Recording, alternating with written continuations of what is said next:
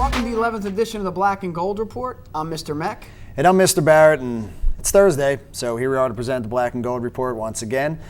We have nothing going on today. Why? Because it's that time of year. But we do have playoffs on the horizon. Tomorrow night, our Interboro Bucks football will be traveling to Springfield, 7 o'clock tomorrow night, to take on the Cougars. Yeah, last week, as we kind of recapped in our last Black and Gold Report, the Bucks played Chester High Saturday morning at 11 o'clock down at the South Avenue complex. And what started as the first play of the game, 60-yard bomb, Mennel to Everton, the combination that had been getting it done all year. Things looked great.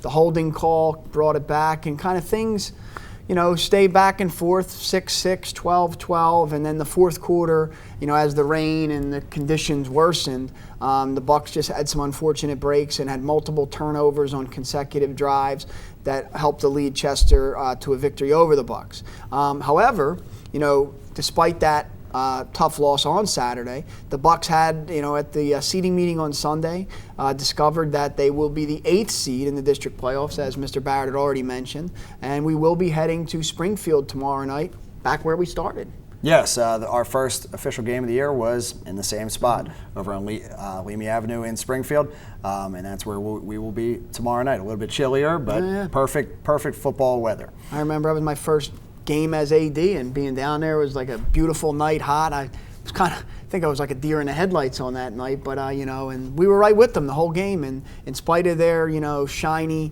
undefeated record, I like our chances. Yes, as do I. So hopefully we can have a bunch of fans come out with us, wearing their black and gold, supporting the team, and cheering us on to victory tomorrow night.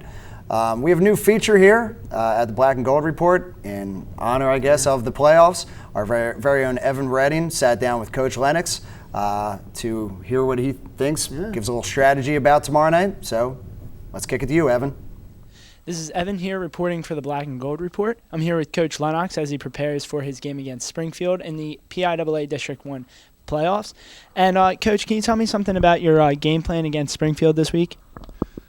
Well, we're going to try to do the same offense, same defense, kicking game that got us here. I don't think you make big changes at this point of the season. Maybe a little wrinkle here, a little wrinkle there. But we played them the first game of the season, so they have a pretty good idea what we do, and hopefully we have a pretty good idea what they do also. But I think it's important to kind of stay with what you do well, and then just hopefully we execute a little bit better than they do.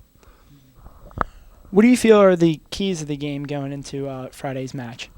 Well, for us, it's always I want the kids to play with poise and no turnovers and no stupid penalties. I believe that's always a key for our program. Is I think you can win if you don't turn the ball over, you don't have penalties at inopportune times, especially. And then play with poise. There's always going to be something that goes wrong, and then if the kids stay together, it's hard to beat us, I believe. Yes, I believe so too. Now, coming off your game last week, what are some things that you're working on in practice this week?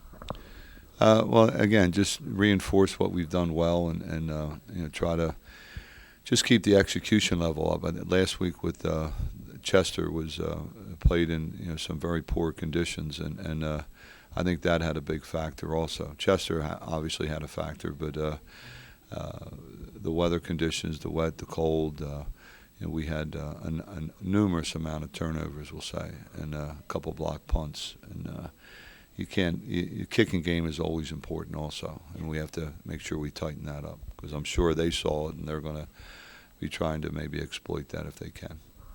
Well, we offer the best of luck to you, and the game will be at Springfield Friday night at 7 o'clock under the lights. Please come out and support the Bucks as they take on Springfield. Good luck to you, Coach. Thank you. Thank you very much. Now back to Meck and Barrett.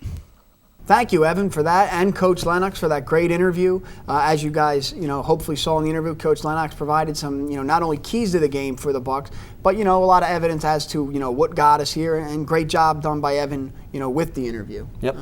And because of that one new piece, obviously we always have an MVP, player and team of the week. This week we are taking away the team part, and we're actually not even having a player of the week. For those of you that attended the senior recognition game on Saturday, not only did we recognize all of the current seniors who are finishing up their careers here at Interboro, we had a very special presentation that was done right before kickoff. If you've ever been to an Interboro game and you ever listened to not only the band and what's happening, we have a voice above that is always giving us our play-by-play, and that is done by Mr. Ed Barrar. Well, Ed has been the voice of the Bucks for 25 years.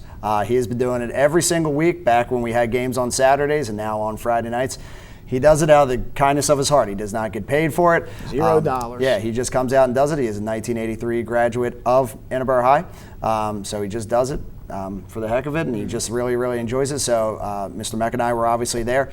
We gave him the golden microphone for his 25 years of service, and here's to 25 more years of hearing Mr. Barrar at the He's the at voice mic. from above. I mean, I remember being at the first game, and Mr. Barrar does a great job, and he is a treasure of this community. And to do it volunteer, just for fun, really for all those years with really no recognition, is a credit to him, and just a credit to the kind of people that live in the Interboro community. And if you think about it, 25 years, he's seen a lot of wins. He It's has. a lot of wins. Yes, So, he has. Thanks, Ed. Just kind of a preview of what's to come next Monday. The Bucks JV team they have had a game added next Monday. They'll be playing Strathaven at home at 3:30 up at South Avenue, and we'll see how things play out this Friday. Hopefully, we're talking about another playoff game and potentially a fan bus. We didn't have to do a fan bus for this week because you can practically walk to Springfield, but after we get this win at Springfield, we will hopefully be taking a fan bus out to Great Valley or, wherever District 1's going to take us. Yes. November, And yes, and here we are. Yes, the fall season is concluding. Again, we're talking about football, hopefully continuing on, but we're not far away. November 17th is the first PIAA date that winter sports kick into gear. And that's for everybody across the board. Yeah. That is middle school all the way up to varsity can start on November 17th. Boys basketball, girls basketball, swimming, boys and girls track, wrestling. We're off and running once again on the 17th, and the contest comes shortly thereafter. And as is always the case, if you want to follow us, if you're not following us already, I don't know what you're waiting for, but you can follow us on Twitter at GoBucksSports and at GoBucksSports for Instagram as well.